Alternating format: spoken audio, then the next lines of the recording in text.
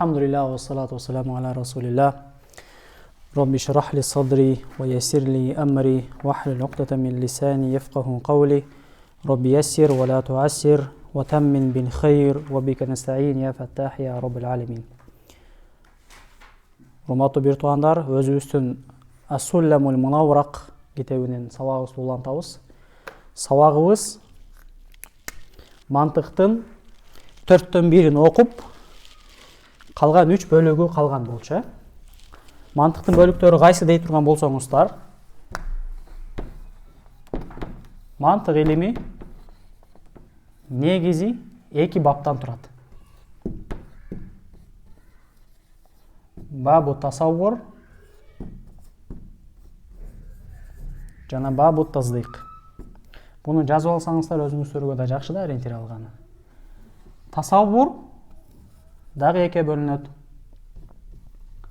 Ал-мабади мындайча айтканда сөз башы, тасаввурдун сөз башы деген да. Жана ал-мақасид тасаввур бабындагы негизги сөз, максат кылынган сөз. Бул дагы ошондой. Ал-мабади жана ал-мақасид. Тасаввурдун мабадиси эмне дей турган болсоңуздар, ал баарыбыз окуп өткөн ал-куллиятул хамс экен. Мақасид эмне десе? Ат-тариф. Мабади таздиқат эмне десеңиздер, бул ал-кадая жана максат кылынган сөз эмне дей турган болсоңуздар, ал ал-кыяс.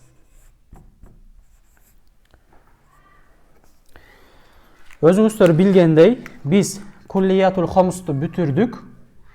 Бүгүнкү темабыз тарифтен башталат.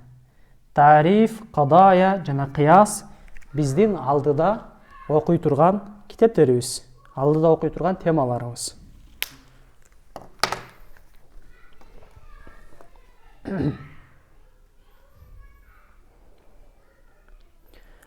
Мантык, акыйда илимдеринин башка илимдерден болгон өзгөчөлүгү, башка илимдерде баптар өтө көп да, темалар өтө көп. Мисалы, ошол эле хадис болсун, ошол эле тафсир болсун, ошол эле фих болсун, ал жерде маалымат өтө көп. Мисалы, тафсирлер том-том да, бирок мантык китептер, акыйда китептер антип том-том болуп жазылбайт адатта. Анча-мынча китептер болот, чоң. Бирок көпчүлүк китептери мантык жана акыйдан алар аз эле болот. Мисалы, китабу тахара, китабу сала, китабул буйу, китабул хадж, китабу зака, ичинен дагы мисалы закатул ганам, закатул ибил, закатул бакар, закатул захаб вал фидда деп бөлүнүп кете берет го. Фикте өтөт неме көп да, тафарруат көп. Өзгөчө мына биздин заманыбызда миллиондогон маселелер бар да, жаңыдан чыккан илгерки классикалык китептерде жок. А мантыктын жакшы жери бул аз да. Аз, бирок саз ошону бир түшүнүп койсок бизге жеңил болот.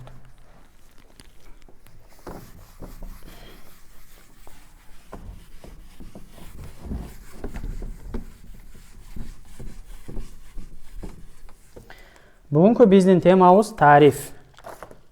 Тариф. Алымдар аны ат-тариф деп атайт. Же болбосо ал-муарриф деп атайт. Ал-муарриф деп атайт. Же болбосо мантык илиминде мынтип да келет. Ал-каулу шарих. Ал-каулу шарих. Тариф бул масдар. Ал-муарриф деген бул исм фаил. Мен юарриф. Тамам. Ал-каулу шарих бул дагы өзүңүздөр билгендей ачыктоочу, аныктоочу сөз деп айтып жатат. Тамам. Эми алымдар өзүңүздөр билесиздер, ар бир нерсени түшүндүрүп, баяндап баштаардын алдын ошол нерсенин тарифин беришет. Демек, биздин максатыбыз тарифтин тарифи эмне экенин дагы айтышыбыз керек экен да. Тариф деген нерсе ал өзү эмне десе, туурабы? Тариф деген ал өзү эмне десе, алымдарыбыз айтат, тарифтин да тарифи бар, жана ал эмне? ما يحمل عليه لإفادة تصوره. طيب جواب ما يحمل عليه لإفادة تصوره. Tarif al ушундай bir нерсе. Ma дегенини аллази. Tamam. Tarif al ушундай bir нерсе башка нерсенин тасаввурун пайда кылыш үчүн коюлат, алып келинет. Туурабы? Аныктама деп коет кыргызча. Мисалы мен мунагу өчүргүч эмне экенин билбейм. Ошол өчүргүчтүн тасаввурун пайда кылыш үчүн мага менин досум же менин атам эмне дейт? Ошол өчүргүчтүн тарифин айтат да. Өчүргүч бул мындайча түгүндөйчө нерсе дейт. Мен ошол нерсени эсиме алам. Бул тарифти урматтуу бир туугандар Ас-Саат, Саатта мурат ким? Саадуддин ат-Тафтазани. Жана Матин Ал-Хайрабади. Миркаттын сахибул Мирка Хайрабадилер ушундай тариф беришкен экен. Башка бир алымдар болгон. Тарифтин тарифи эмне десе?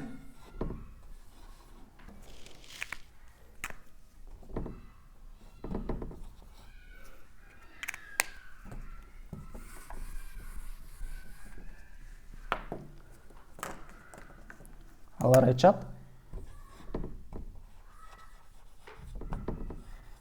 Ма ясталзиму тасаввуруху ру. Ма ясталзиму тасаввуруху.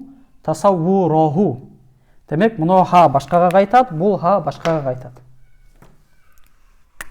Бул ха кайсыга кайтат? Муаррифкеби же муаррафкобу? Ким айтат? Бул муаррифке кайтат, Тура. Мындан мурат эмне? Ал-муарриф. А мындан мурат эмне? Ал-муарраф. Муарраф. Бул ал-муарриф. Тариф кылынуучу. Тариф кылуучу.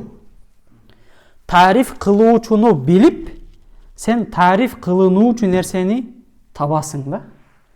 Бунун тасаввурун эмне кылат? Истилзам тутат.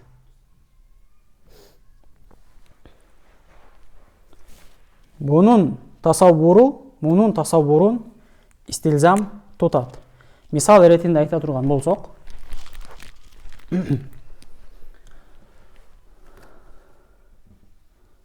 хайванун натык. Бул эмне? Баякы инсанды тасаввур кылат. Тамам? Бул муарриф, бул муарраф. Бунун тасаввуру сенде бар болсо, монун тасаввуру сенде пайда болот. Муаррифтин тасаввуру сенде бар болсо, муаррафтын тасаввуру сенде пайда болот.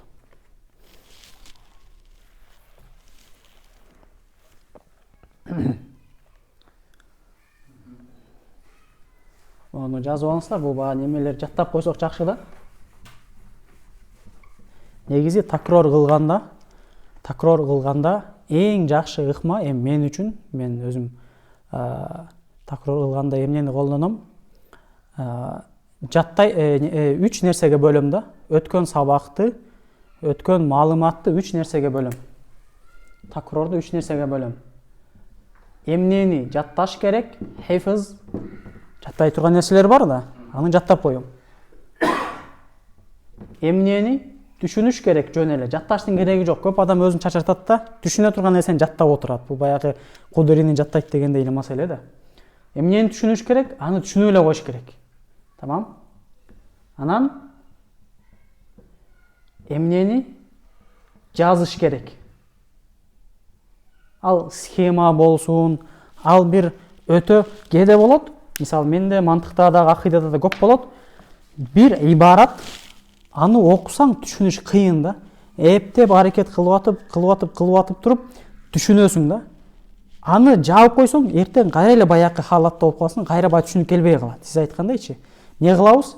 Буну түшүндүңбү кыйналып? Аны өзүңдүн тилиң менен жазып кой. Кыргызчабы, арабчабы, орусчабы өзүмө жазып алсам, ал кийин мага түшүнүктүү болот. Муну бир окуйм дагы, буну окусам мага уже жеңил болот. Демек, жаттай турган нерсе барбы, мен жаттаймын. Түшүнө турган нерсе барбы, мен түшүнүп эле коеюн. Жатташтын кереги жок аны.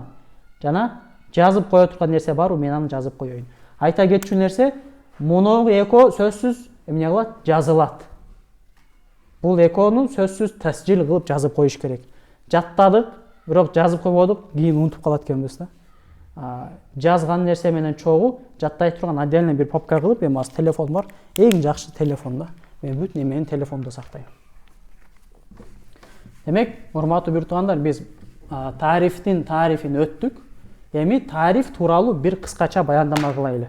Тарифтин максаты эмне өзү? Тамам? Хадафу тариф.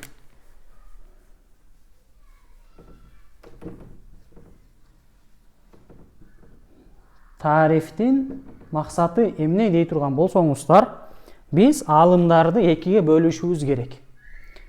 Алар аль-мутакаддимун жана аль-мутаахирун. Ушул жерде суроодо мутакаддим менен мутаахирди кантип айырмалайбыз? Мутакаддим деген кимге айтылат, мутаахир деп кимде айтылат? Ар бир фанда өзүнүн бир ме'яры бар да. Мисалы, акыйда илиминде мутакаддим дегенде ким айтылат? Имам Газалиге чейинкилер бардыгы мутакаддим. Имам Газали рахималлах 505-жылы каза болгон. Мутаахир дегендер ким? Имам Газалиден кийинкилер. Көбүнчөсү Имам Газалини мутаахирге кошот. Бүттү. Мутаахирлердин доору Имам Газалиден башталат. Кээ бирлер айтат, жок. Ал мутакаддим дагы эмес, мутаахир дагы эмес, баягы нисбату байна байн дейни, ортодогу бирөө дейт. Түшүнүңүзбү? Эмнеге алымдар отуруп алып эле дама Газали болсун деп айтпайт экен да. Рози болсун деп айтпайт экен да. Мутакаддим менен мутаахирдин ортосунда ажырым качан пайда болот? Качан жаңы мазхабтар курулганда, жаңы ойлор, жаңы мышление, жаңы тафкир пайда болгондо уже бөлүнүп баштайт экен да. Жаңылар жана эскилер депчи. Имам Газали рахимахуллах да эмнеге андай болду?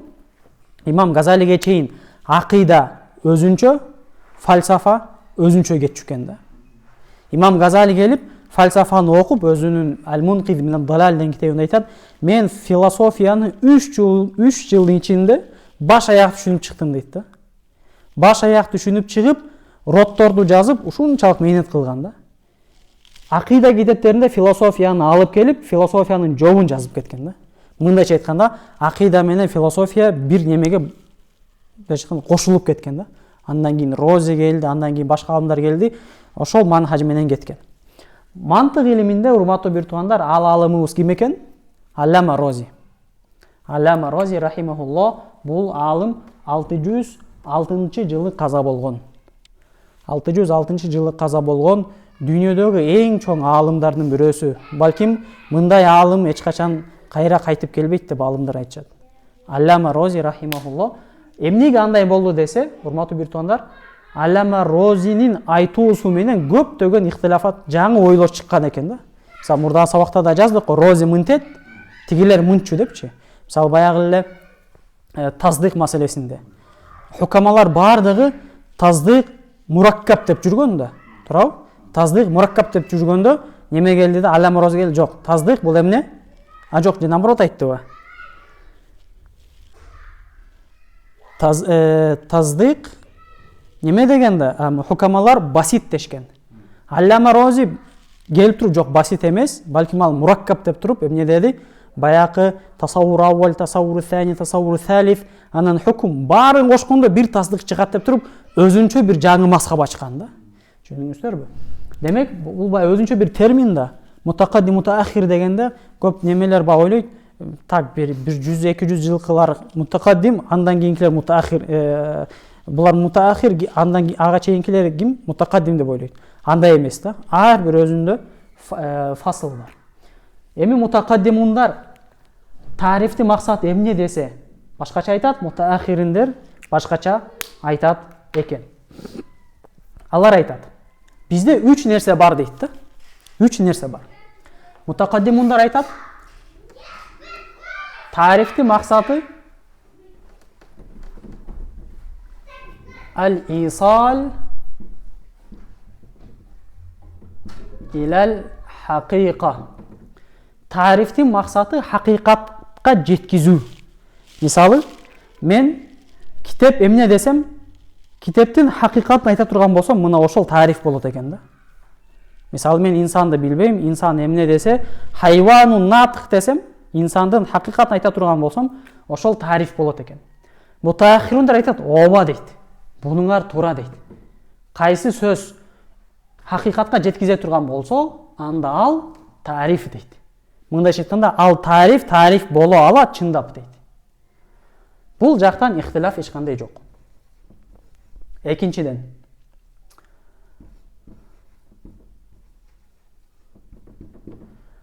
мутакаддимундар айтат, тарифтин башка да бир максаты бар.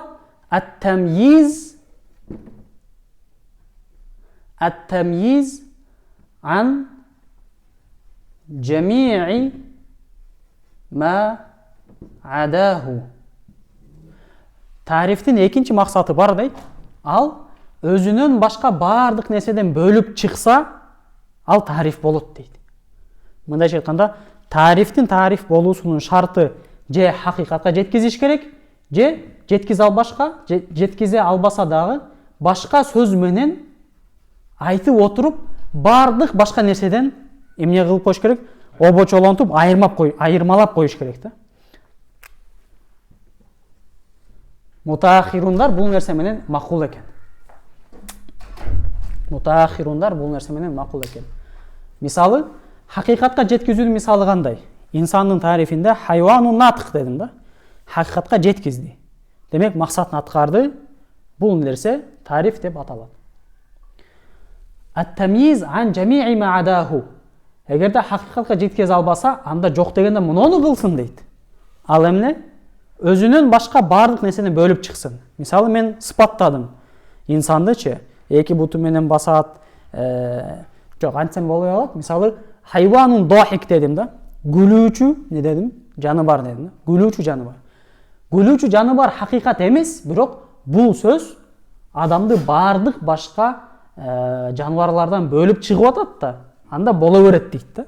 Бул тариф боло берет дейт. Анткени бул жерден мындай суроо болушу мүмкүн. Мисалы, папугай деле күлөт, же болбосо маймыл деле күлөт депчи. Дохик деген бир нерсени угуп, же көрүп, аны түшүнүп, анан кийин эмоцияларын, положительный эмоцияларын чыгарат го, күлкү аркылуу. Ошону не дейт экен? Дохик дейт экен да. Маймылдардык ал жөн эле баягы үн экен да, ал дохик эмес, анын үнү биздин күлгөнүбүзгө окшош экен. Мутаахирундар бул нерсе менен дагы эмне экен? Макул экен. Ооба, же хакыйкатка жеткизсин, же өзүнөн башка нерседен бөлсүн дейт. Эми ваджхул ихтилаф үчүнчүсүндө.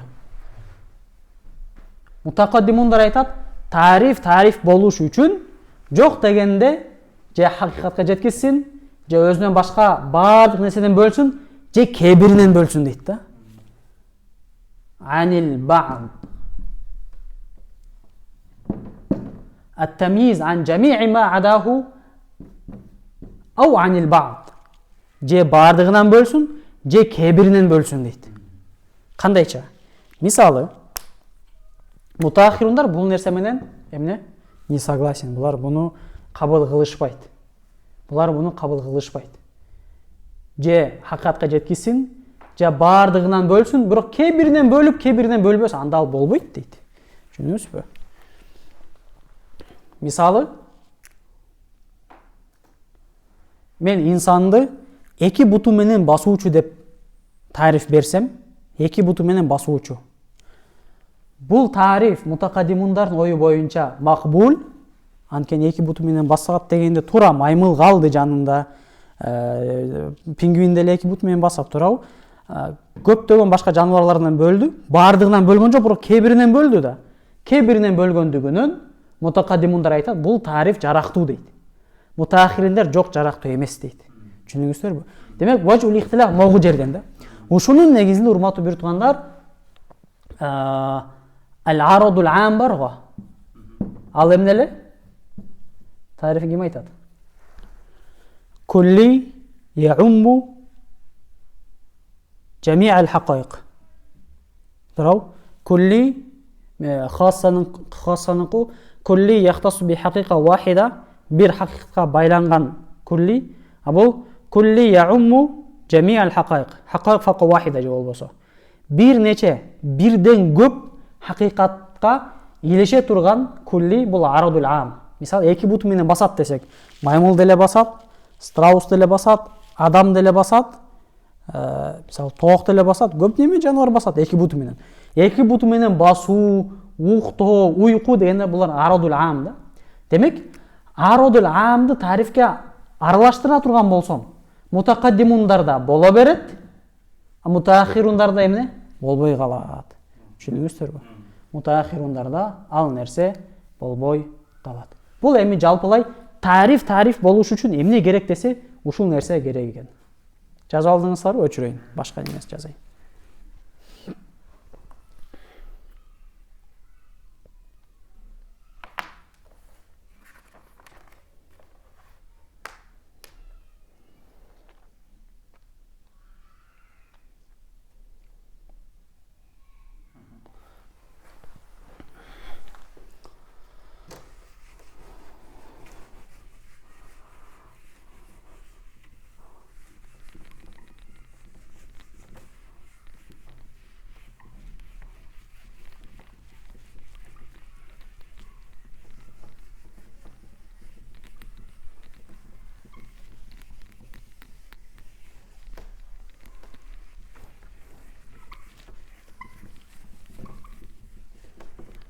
Эми урматтуу бир туугандар, чыныгы тариф өзү эмне? Эки нерсе аркылуу эки түрлүү тариф гана чыныгы тариф болот экен. Ал эмне? Ал ал-хадд жана ар-расм. Хадд жана расм. Чыныгы тарифтер ушул экөө экен. Мажазан тариф деп айтылгандарын биз азыр булардан кийин айтып беребиз. Чыныгы тариф экөө экен. Хад жана расм. Эмнеге биз чыныгы тариф деп айтып жатабыз? Анткени жанагы шарттарга жооп берет да. Же хакыйкатка жеткизет, же баардыгынан бөлөт, же кээ биринен бөлөт депчи. Хад эмнеге хад деп аталды? Анткени хад деген сөз бир нерсени тосо турган нерсе. Тамам? Мана деген мааниде. Расм хад эмнеге хад деп аталды? Анткени бул бир нерсенин хакыйкатын аныктап, башкасын ага кирип кетүүдөн тосот. Жана буну дагы чак аралаштырылбайт, тосуп турат деген.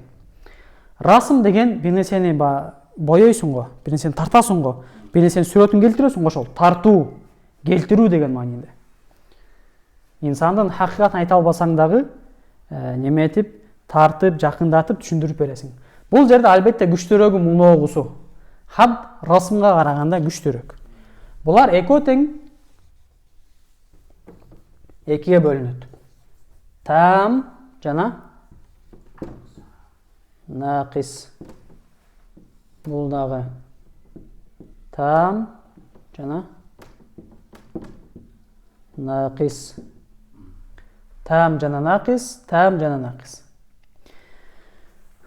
Эгер биз азыр окуйбуз, окуганда көрөбүз, бирок ага чейин бир немени айтып кетейли. Хад там неден курулат? Жинс жана фасылдан. Хад нақис неден курулат? Фасылдан гана. Тамам? Расм там неден курулат?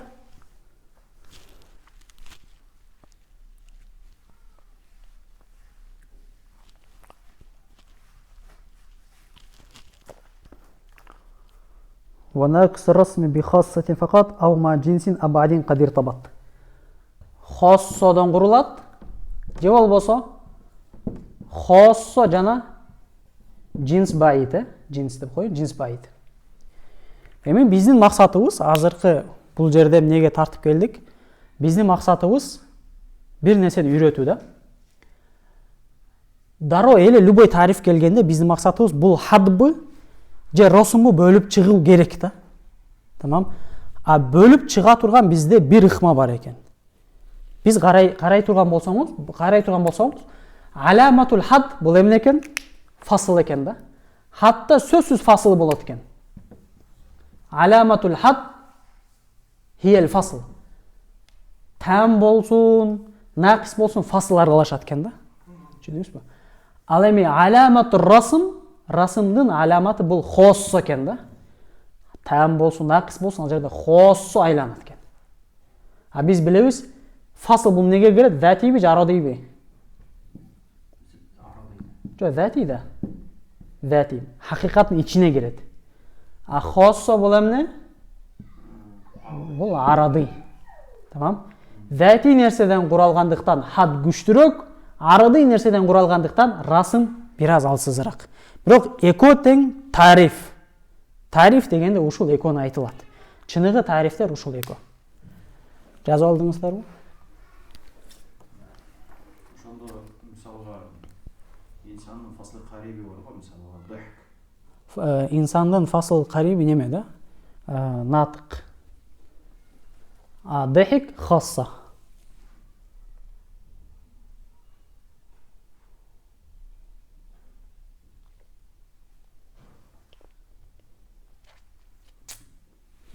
Тартып алыңыз, а?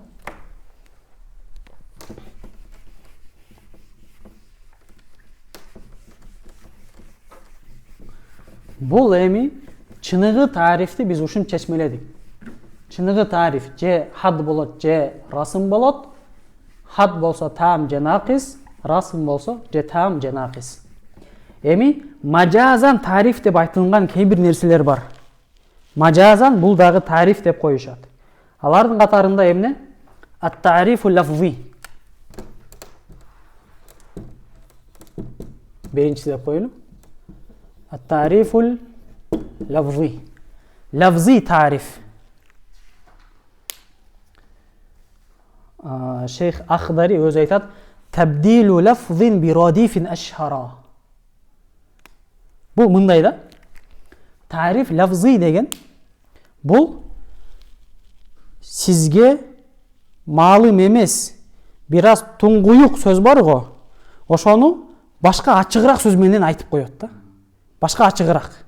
Тариф берип отурбайт, неме фасыл жинс алып келипчи, ачыгыраак сөз гана алып келип коет. Мисалы бирөө кыштак эмне экенин билбейт. Анча-мынча шаарда өскөндөр билбейт да. Неме орус мектеп окуса кыштак десе, кыштак эмне десем, эмне деп айтып коет? Айыл деп коет да. Айыл деп коет. Же болбосо, мына бизде Ошто эмне деп коет? Эшан деп коет, а? Не деген ал? Олия ба духовный неме да, наставник. Ба тасаввуфтагы муршид да эшан деп коет. Же болбосо немелерде дунгандарды ахун деп коет экен. Мисалы, бул нерсени билбеген адам ахун эмне десе, эшан эмне десе, эмне деп коебуз? Устаз деп коебуз, а? Эшан эмне десе устаз деп коебуз, кыштак эмне десе айыл деп коебуз. Бул эмне экен? Тариф лафзы экен да. Ачыгыраак сөздү алып келип коебуз. Бирок бул тариф эмне? Мажазан айтылат экен.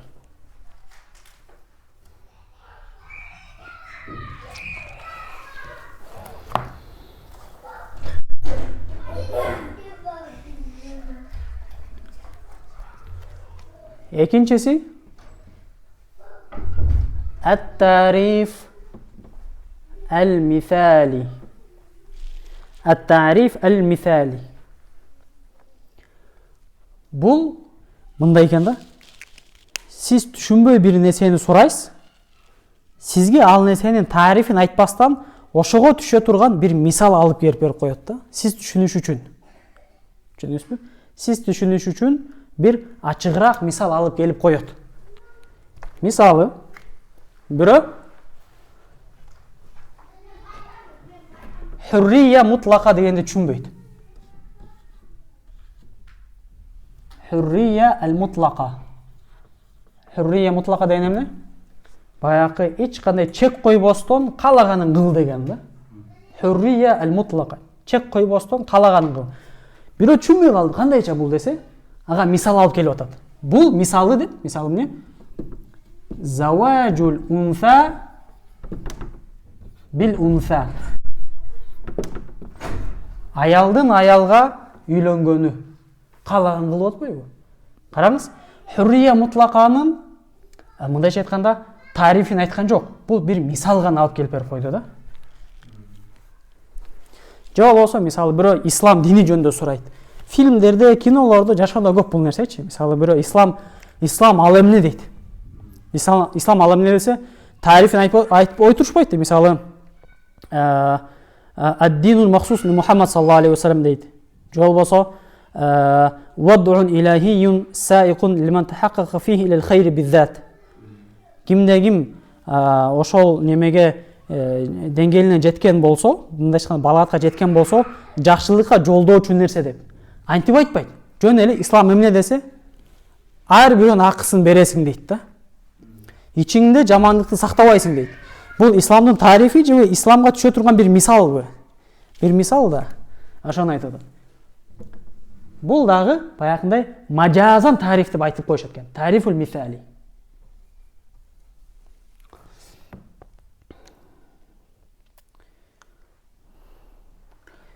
Кийинки урматтуу бир туугандар, ат-тариф бит-ташбих. Ат-тариф бит-ташбих. Биринчи тарифте ачыгыраак сөз алып келдиңиз, экинчи тарифте ошого түшө турган бир мисал алып келдиңиз, а бул жерде анын окшошун алып келип берип коесуз да, бирок өзүн алып келбейсиз. Түшүндүңүзбү? Ага түшө турган бир окшоштукту алып келип берип коебуз. Мисалы, чие бөрү. Айылдарда болот го. Карагулжада көп, чөбөрү деп коет. Чие жазганда ошентип жазылат экен да, чөбөрү деп. Бирөө буну билбейт да.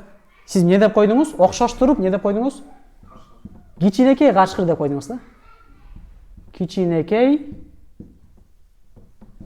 карышкыр деп койдуңуз.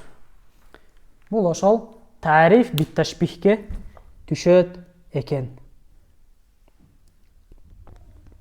Тариф бит-ташбихке түшөт экен.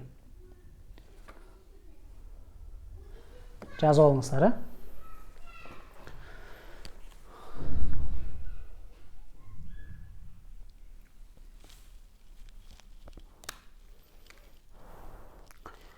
Кымыз ал эмне десе, ыш деп койсом эмне болот? Кайсыга түшөт?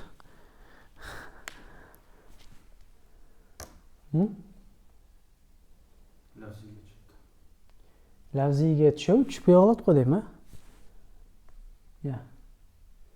Тариф бит-ташбихке түшөт го дейм, Ышка окшоштурасың да. Ыштын өзү эмес да. Ыш ичинде бар, туура, бул ышталат, бирок ыштын өзү эмес да. Ышка окшошкон бир ыштан ичинде бар суусундук. Ышка окшошот. Ошактан сурап келиш керек. Эми дагы бир бар, тариф ал-хакыйки деген бар, анан ат-тариф ал-исми деген бар. Жазылып атабы?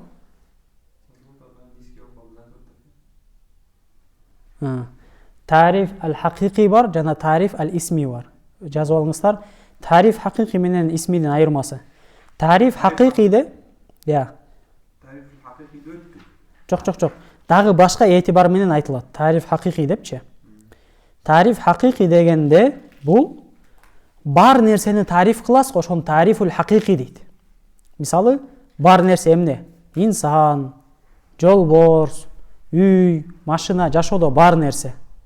А тарифул хакыйки, жашоодо бар нерсени тариф берсеңиз, ошентип аталат. Ат-тарифул маджази, ат-тарифул исми. Онун каршысында тарифул исми. Ал эмне? Ал ушундай жок нерсени тариф кыласыз. Мисалы эмне? Жескемпир, ал-анка арабча айтканда. Бул негизи жок. Мисалы мурун бар эле бирок азыр жок жаныбарлар Мисалы чоң неме бар го? Динозавр. Динозавр азыр жок. Динозаврдын тарифи бере турган болсоң, бул тариф исми болот, хакыйкый болбойт. Анткени хакыйкый бар нерсеге айтылат, исми жок нерсеге айтылат. Кээ бир адамдар башка да этибар менен бөлгөн, бирок ушуну биз азыркы деңгээлде ушуну айтып турайлы. Жазып алдыңыздар? Окуп коелубу эми? Ушуга тиешелүү немени? Сизден болсун, устаз. Мен окуймбу? Бисмилlah, вальхамдулилlah, вассалату вассаламу аля расулилlah. Мусанниф аль-Матин Шейх Ал-Ахдari рахимахуллах айтат: Муаррифун иля саласатин кусим. Муарриф үчкө бөлүнөт. Хаддун ва расмиюн ва лафзиюн улим. Хад, расм, лафзи деп билинген дейт. Караңыздар, лафзи кошулуп кетти, бирок кошулбаш керек эле. Фал хадду бил джинси ва фаслин вакаа. Бая биз тарткандай хаттан мурат эмне? Хадду там. Хад жыныс жана фасыл менен чогуу келет. Ва расму бил джинси ва хассатин маа. Ал эми расм жыныстан мурат эмне? Жыныс кариб жана хоссо менен келет. Биз жынысын жазбадык, жазып коюш керек эле. Жыныс кариб жана хоссодон турат. Ва нақисул хадди би фаслин ау маа джинсин баид ла карибин вакаа. Хаттын нақиси фасыл менен келет, жалгыз. Же алыскы жыныс менен келет, жакынкы менен эмес дейт. Эгерде жакынкы менен келсе эмне болуп калат? Хат там болуп калат да. Түшүнөсүзбү? Эгерге жакынкы менен келсе анда хат там болуп калмак, бирок алыскы менен келгендиктен хад нақис болуп жатат. Ва нақису расми би хассатин факат ау ма джинсин абадин кадир табат.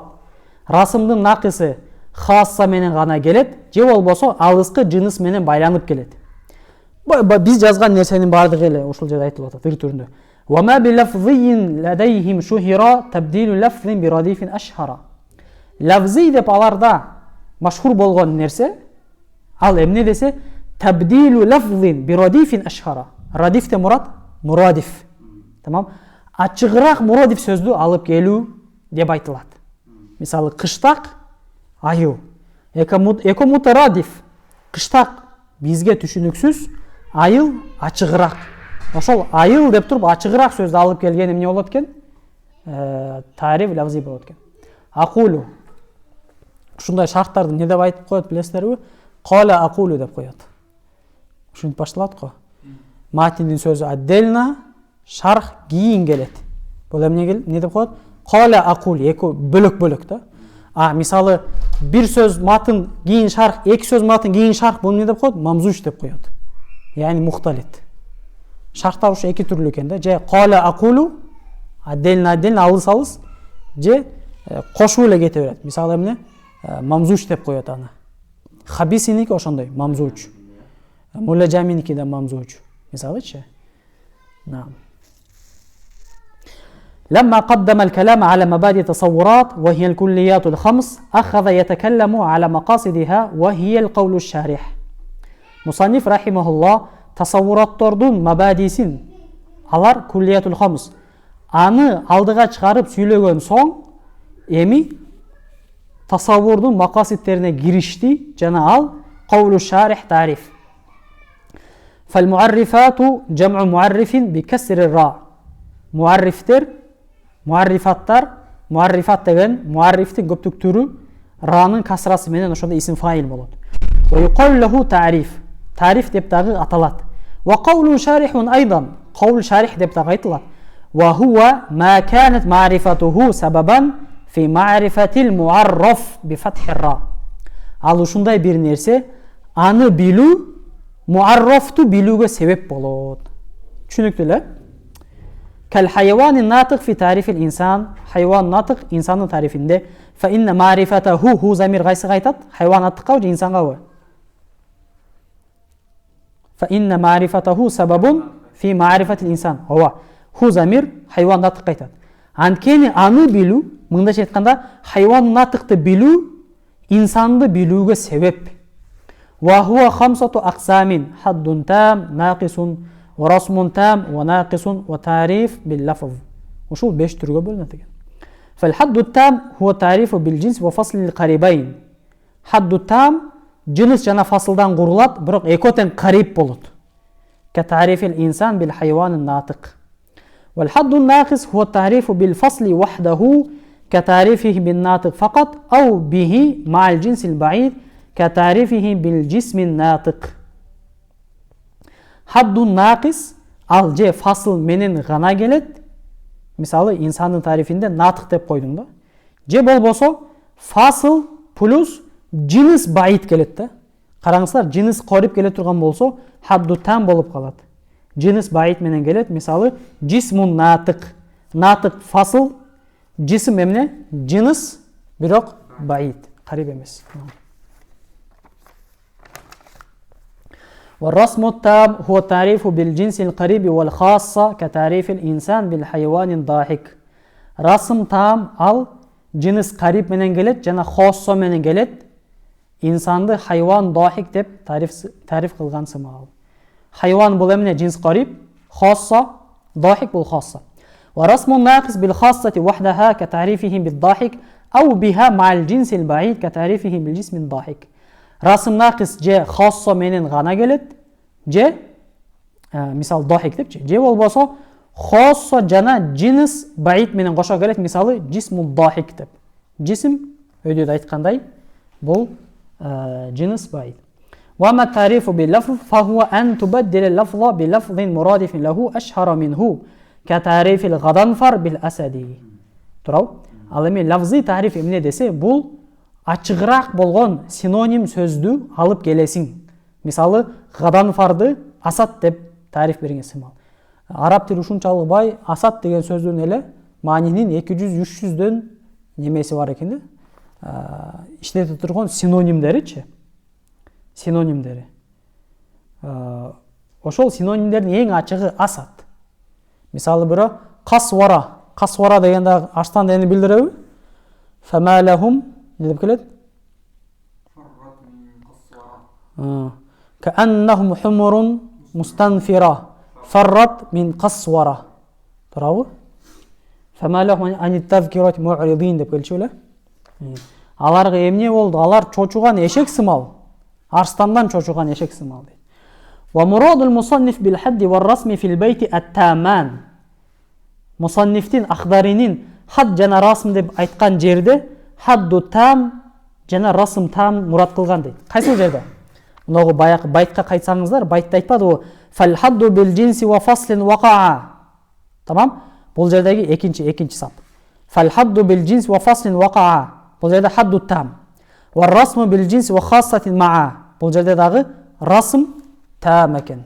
Түшүнүңүзбү? Бул там дебестен эле жөн эле негизи алымдардын адаты ушундай. Хадду там дебейт. Там болгон жерде хад деп эле коет да. Там болгон жерде расм деп эле коет. Жөн эле расм там келсе, бул жөн эле хад же расм деп келсе, там деп түшүнөбүз. Бирок нақис болсо алымдар айтат хад нақис же расм нақис деп. Нам. بدليل قوله بعد ذلك وناقص الحد وناقص الرسم. تمام. وصلى الله على خير خلقه محمد وعلى آله وأصحابه أجمعين.